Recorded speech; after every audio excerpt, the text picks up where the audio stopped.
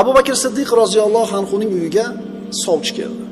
Birodar, agar qizingizga xardor bo'lib kelgan yigit, masalan, olim bo'lsa, ilmdor bo'lsa yoki doktor bo'lsa, fazilata qizingizni berasizda, tinmay gapirasiz kuyov bolangizni doktorligini, kuyov bolangizni xirurgligini, kuyov bolangizni ilmligini, olimligini, fozilligini tinmay gapirasiz. Endi agar bu kuyov Sayyidul Xalq, rahmatan lil alamin, Muhammad Mustafa sallallohu alayhi vasallam bo'lsa-chi? Albatta Muhammad alayhisalomni Siddiqning xonadoniga kuyov bo'lishi Siddiq oilasi uchun juda ham katta sharaf edi. Umrulmon Havla binti Hakimga kutib turing dedi, Abu Bakr hozir keladi dedi. Shunda Abu Bakr Siddiq roziyallohu anhu keldi. Shunda Abu Bakrga qarab Havla, "Ey Abu Bakr, Alloh sizlarning uyingizga xayriyat va barakani yog'dirdi" dedi. Oyishani so'rab o'ziga, "Meni yubordi sizga" dedi. Rasululloh sollallohu alayhi vasallamning maqomi juda ham baland birodarlar. Abu Bakr Siddiq juda ham yaxshi biladi buni. Rasulullohga ayol bo'lishlikka Oyisha loyiqmikin dedi. Axir Muhammad alayhisalom meni birodarim-ku dedi. Havla Rasululloh sollallohu alayhi vasallamning oldiga qaytib borib so'zini yetkazdi. Rasululloh aytdi: "Irji'i ilayhi faquli lahu ana akhuka va anta akhi fil islam va ibnatuka tasluhu li farajat." Bu hadis Imom Ahmadda. Rasulullohga bu so'zni yetkazganida payg'ambarimiz alayhisalom ularning oldiga qaytib borib ayting: "Men sizning birodaringizman. Siz ham mening islomdagi birodarimsiz. Qizingiz menga ayol bo'lishiga yaraydi, ya'ni xotin bo'lishi mumkin menga" dedi. Havla aytadi roziyallohu anhu, Abu Bakrning uyiga kelib Rasulullohning bu so'zini yetkazdi. Abu Bakr quloq solib turib, "Men qaytib kelguncha kutib turing" dedi, chiqib ketdi ko'chaga. Abu Bakrning ayoli Havlaga tushuntirdi. Mut'im ibn Adi dedi. Oyishani o'zini o'g'li Zubayrga so'rab kelgan edi uyimizga, xaridor bo'lgan edi. Vallohi Abu Bakr va'da berib hali birovga xilof qilmagan edi dedi. Haqiqatan Mut'im ibn Adi o'g'li Zubayrga Oyishonamizni nikohlamoqchi edi. Abu Bakr Siddiq Mut'imning talabini eshitdi-da, indamagan edi. Sukut qilgan edi. Ha ham demagan edi, yo'q ham demagan edi. Endi indamagandan keyin bu javob nimaga o'xshaydi? Rozilikka o'xshaydi. Endi mana shu masalani hal qilmasdan turib Abu Bakr payg'ambarimizga ha deb ayta olmaydi. Chunki narigilar xuddi bizga va'da bergan deb ishonib qolgan.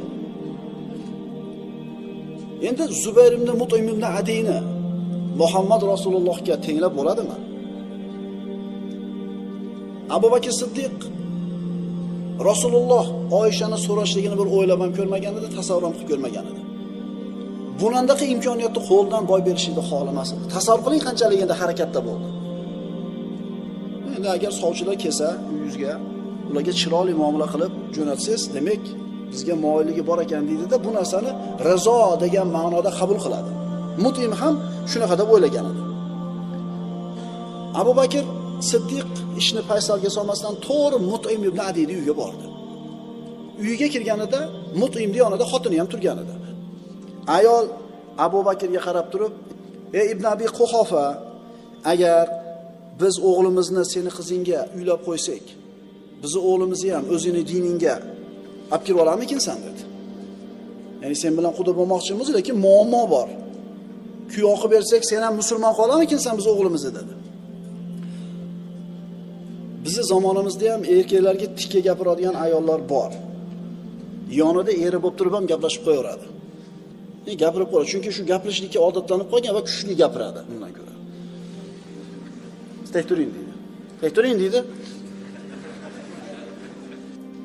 Abu Bakr roziyallohu anhu qarang qanaqa oliyjanob odam bo'lgan.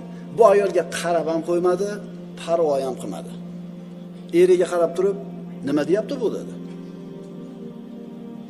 "Agar meni qizimga o'g'lingni uylantirib qo'ysang, seni o'g'ling meni dinimga o'tib ketadi deb qo'rqasanmi rostdan?" dedi. Mut'im aytdi, "Bu shuna deyapti-yu" dedi. Ya'ni ayolining so'zini quvvatladi. Chindan ham xavotiri bor edi. Demak, boyagi kelishuv, o'zi kelishuv yo'q edi. Mana shu gapdan keyin o'rtada hech qanday kelishuv, aloqa yo'qligi ma'lum bo'ldi. Abu Bakr yelkasidan yuki tushib, katta tashvishini qoldirib, Mut'im ibn Adiyning uyidan chiqdi. Abu Bakr Siddiq roziyallohu anhu uyiga keldida havlaga Rasulullohni chaqiring dedi. Chunki u davrlarda arablarning odatiga ko'ra xotib maxtubaning uyiga o'zi kelish kerak edi. Sahobiyalarning hayotini o'qirkanmiz, bir sahoba ayolni payg'ambarimiz aytgan so'zi e'tiborimizni tortadi. Bu ayolning 5 ta bolasi bor. Eri o'tgan, beva ayol, 5 ta bolasi bilan. Rasululloh mana shu ayolga xaridor bo'ldi. Bu ayolga Rasulullohning juft haloli bo'lishlik sharafi taklif qilindi. Mo'minlarning onasi bo'lishlik sharafi taklif qilindi. Qaysi ayol rahmatan lil alamin bo'lgan Muhammad alayhisalomga zavjai mutahhara bo'lishini xohlamaydi? Hamma ayol xohlaydi. Ammo bu ayol nima dedi? Ya Rasululloh, meni 5 ta bolam bor. Agar ularni xizmatini qilaman desam, sizni xizmatingizni qila olmay qolaman. Agar sizni xizmatingizni qilay desam, ularni rioya qila olmay qolaman. Ikkala holatda ham men zulm qilib qo'ygan bo'laman, deb payg'ambarimizga uzr aytdi.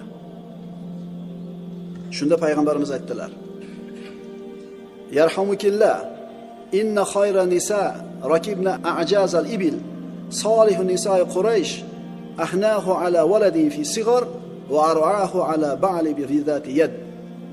Diqqat qilinglar. Bu ayollarimiz yaxshilab eshish kerak bo'lgan narsa. Rasululloh aytdilar: Quraysh ayollari tuya minadigan ayollarning yaxshirog'i, ya'ni sahroyi badaviy arablarning ayollarining ichida Qurayshda ayollari yaxshi ayollar. Ular bolaga mehribonrog'i va eriga molini tejab ishlatishda g'amxo'rrog'i dedi. Bolaga mehribonrog'i, eriga g'amxo'rrog'i. O'tgan darslarimizda aytildi: Ayyuma muratin qa'adat ala bayti awladiha fahiya ma'iya fil janna. Anas roziyallohu anhu dan rivoyat qilinadi, Jami' Sag'irdan. Rasululloh aytdilar: qaysi bir ayol bolalarining uyida o'tirsa, bas u jannatda men bilan birga bo'ladi. Qaysi bir ayol bolalarining uyida o'tirsa, shularning tarbiyasi bilan jannatda men bilan bo'ladi desak, endi kimdir aytish mumkin ayollarda: nima endi uyda o'tirishim kerakmi ko'chaga chiqmasdan? Men ham dunyoda ko'rgim keladi, men ham ko'chalarda yurgim keladi desa aytamiz: bemalol yuravering. Bemalol yuravering, ko'chalarda gezing. Yana kimlargadir o'xshamoqchi bo'lsangiz, o'shalarga o'xshab yuring. Farzandlar bir gap bo'lar, ular ham bir katta bo'lib qolar, umringiz uyda o'tib ketmasin deymiz. Payg'ambarimizning bu hadisi muslimalarga aytilgan deymiz. Siz bilganingizni qiling deb aytamiz. Bu hadislar kimlarga aytilgan? Muslima opa-singillarimizga aytgan. Qolganlar bilganini qilaversin. Shuning uchun birodarlar, ayol kishi, qaysi bir ayol kishi ona bo'lgan bo'lsa, farzandlarini tarbiyasini chiroyli qilsa, kiyim-kechagi ovqatini chiroyli qilsa, tozaligiga rioya qilsa, tarbiyasi bilan shug'ullansa, balog'atga yetib komil inson bo'lguncha farzandlarini xizmatida qoyim bo'lsa, bu ayolning maqomi, makonati oliy bo'ladi. Uyida o'tirgan ayol afzal bo'ladi 1000 marta. Hatto ayrim erkaklardan baland bo'ladi maqomi.